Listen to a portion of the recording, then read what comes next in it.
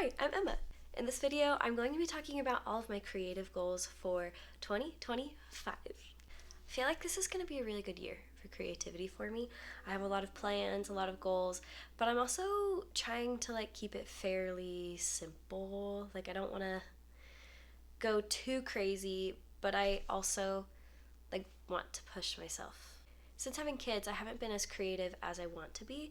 I've been still very creative and as creative as I can be, but I want to do more. Plus, this year, the very end of February, I will be closing up my salon and I will be a full-time mom. So, I will have more time. I won't be working anymore, and I'm really, really excited about that. So, let's get into it. I'll tell you all my goals for the year. I've got a notebook and my laptop for reference, but let's get going. Okay, first I want to talk about my crochet goals for the year. So this year I really want to make a temperature blanket. If you don't know what that is, I'm going to be doing a video on it. Probably, I can't decide if I'm going to do next week or the week after, but I have been wanting to do a temperature blanket for a very, very long time. Quick explanation for you is you crochet a row every day for the temperature of the day, like the highest temperature of the day, and you have a different color designated for different temperature range. So then by the end of the year, you have this really beautiful striped, colorful blanket, and it tells a whole story of the temperature for that year. Something that I really want to do with crochet this year is I want to do a tapestry, so doing a pixel crochet or whatever that's actually called. I'm following a pixel grid. There are a couple of really cute tapestries that I found that they're these fruits. I love the lemon and the orange, and then even these, I think they're cherries. I love that. I want to be able to do something like that for our kitchen. We have a really great wall in the kitchen to put a bunch of art on, and we haven't put anything up yet because I just don't have quite enough things to put in there, and I think something like this would be so fun. I love the idea of having a bunch of these around the house because it's such a fun, artistic thing. I like to have variety. I don't like to just have pictures and paintings. I like to have a mix. I mean, you can see on my wall behind me, right? I've got paintings, and then I also have embroidery, and I'd really, really love to add some of these tapestries to our walls. I've heard it's really easy to do. I just haven't tried it yet. To me, it seems really daunting. But I have a friend that was like, oh my gosh, it's so easy, you're gonna love it. But I feel very nervous about it. But we're gonna try it this year. Now for my knitting goals. My knitting goals are very simple.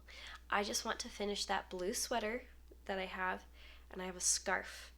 All I want to do this year is at least finish those two things as far as projects go. I also want to learn how to read a knitting pattern. I haven't tried to follow a pattern yet, and so I want to learn how to do that. I don't think that'll be too tough, but it's just something I haven't done yet, so it feels a little bit scary. Sewing. I have a lot of goals for sewing. Well, I just want to do a lot of sewing, I should say. I really want to make more of my kids' clothes. I've made quite a bit for them, but both of them, especially my daughter, she's at a point where her growth has slowed down a lot, and so she can wear things for a very long time before she grows out of them. And my son is starting to get to that point. He's only a year old, so he still is growing a lot faster than my daughter is at this point, but he is slowing down enough that I think I could start making some more things and he won't grow out of them in 2 days. I have this pattern that I bought from Etsy forever ago. I have a lot of patterns I bought from Etsy for kids' clothes that are so cute, but this one in particular, this Ruffle blouse and pants, it's technically called a pajama lounge set, but I think it would be really cute just for wearing in general. From Dear Billy Patterns on Etsy. I have to make it. I haven't yet. I bought it, I think, over a year ago, and I haven't made it yet, and it's so cute. I think it'll be a really great transitional piece, for spring and fall, when it's starting to get warm and then it's starting to get cold again, and the pants will be really cute with other sweaters. I love a set in general because then you can wear it as a full set, but then you can mix and match the different pieces, and that's really fun. So that one is a must. That is something that I will be making as soon as possible. I really want to make like their shorts and their pants for the year. I also have a pattern for just some like plain t-shirts, like regular t-shirts for the kids, so I do want to try that. I'm working with more like t-shirt material. But yeah, I have so many patterns for them and I need to just use them and actually make them clothes. I think I have to have like anywhere between 7, maybe even 10 patterns for kids clothes that I haven't made yet that need to be made because they're adorable. I think I even have most of them printed out already, and it's just a matter of like cutting the pieces and taping them together. Also for sewing, I really want to sew some clothes for my husband. I've made him a shirt before. I made the pattern based off of one of his shirts, so it was self-drafted. It's a fine shirt. He's worn it once because honestly it kind of sucks. It was not made very well. So I want to sew some stuff for him. I have a couple patterns that I bought a while ago as well for him. I have so many patterns that I haven't used. Does anybody else have that problem? You buy patterns and never make them? But I have a couple of patterns for like some button-ups and even some pants. One of the patterns that I have that I want to follow for him is this Laguna Shirt by Tropical Research on Etsy. I actually want to make one of these for myself as well. Their size range is so great. Goes all the way down to a 2 extra small up to a 4XL. So like super wide range. It's like looks so nice and flowy and cozy. And it also has options to do short sleeve or long sleeve. So very versatile. I have to make that. Another thing that I want to do this year is make myself a lot more clothes that are size adjustable. So depending on like if I'm a little more bloated, I want the thing to still fit me.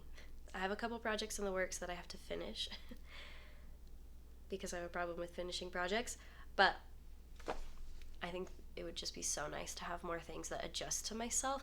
You know, bodies fluctuate and it gets really frustrating when you're like, I want to wear those pants today and normally they fit me, but today they're uncomfortable, you know? So I'm trying to like make stuff that fits me better because I'm tired of feeling uncomfortable on days when my clothes aren't fitting me, or you know, even sad that they don't fit me, which I don't want to feel that anymore. My last sewing goal is I want to make sure that I start on our Halloween costumes early. I always start way too late and then they don't turn out exactly how I want them to. The thing since we've had kids too is I like want theirs to be coolest because Halloween's mostly for them. As much as I love Halloween, it's mostly for them. So what I've done in the past is I've been making their costumes first, but I also will wait until it's closer to Halloween because I want to make sure that it's gonna fit them, right? Like I don't want to make something now and then have Liesel grow out of it before Halloween, you know what I mean?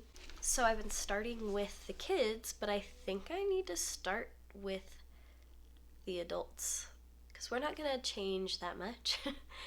I don't know what we're gonna be for Halloween yet. We need to decide. Well, we don't need to, but I want to. So we need to. But yeah, I think I'm gonna start with the adults first this year, and then I'll finish up with the kids. And then hopefully at that point too, I don't feel so stressed because what happens is then I'm like, oh my gosh, I have to make 4 costumes in like a month, and that's a lot. And last year, only the kids dressed up because I didn't have the energy to try to do 4 costumes. But I love dressing up and it was really, really sad. So this year, I will be on top of it. I will be ahead of the game. And it's going to be really cool, whatever it is. Some other just random creative goals that I don't really feel like fit into a category. I really want to learn more on the piano. I read music. I've played piano since I was like 4. But I haven't ever been like very dedicated to like sitting down and learning a song. So this year I want to just learn 3 songs on the piano. I want to learn 3 songs that I can play and sing and have fun. That's a big goal of mine. Also, I have a sourdough starter and it's just sitting in the fridge. I got it like, I don't know, a month or two ago, and it's just been sitting in the fridge. I haven't even fed it. I need to do that. And I want to make at least one loaf of sourdough this year. I feel like that is achievable. It should be. But that is also going to be very hard for me. That's going to be a bit of a challenge for me, but I'm going to do it. I want to make at least one loaf of sourdough.